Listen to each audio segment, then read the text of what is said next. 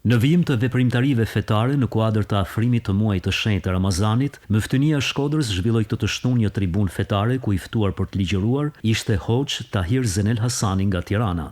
Në fjalën përshëndetëse në nisje të veprimtarisë Mëftyu i Shkodrës Imam Muhamet Sytari u shpreh se qëllimi i organizimit të tribunave të tilla është përgatitja sa më e mirë shpirtërore e besimtarëve për muajin e shenjtë.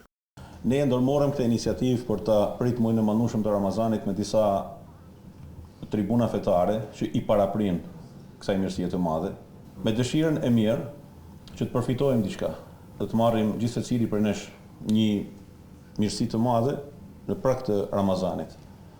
Si të thush, përzgjodhem të përgatitemi për këtë Ramazan që po vjen në këtë mënyrë. Edhe shpresoj që t'ja kemi arrit qëllimet. Në ligjëratën e tij përpara besimtarëve të pranishëm, Hoxh Tahir Zenel Hasani përcolli mesazhe dhe këshilla me karakter shpirtëror, duke vënë theksin tek rëndësia e reflektimit personal, përkushtimit fetar dhe forcimit të lidhjes me Zotin. Jemi para një mundësie shumë të madhe. Jemi pra Ramazanit. Mos e shihni Ramazanit çka mundet ta perceptojmë unë dhe ti, dhe çka mund na gloj brenda. Po ndaluni fort dhe shife si e prezanton Rabilal Emini. Muajin më të mirë, shansin më të mirë, për krijesën më të lartë.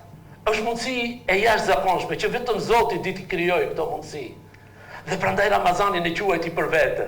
Mëftynia e Shkodrës ka organizuar një sër veprimtarisht të ngjashme në kuadër të 3 muajve të shenjtë në kalendarin islam për shkak të vlerës së lartë shpirtërore që ato mbartin, duke shërbyer njëkohësisht si një përgatitje e rëndësishme për muajin e shenjtë të Ramazanit.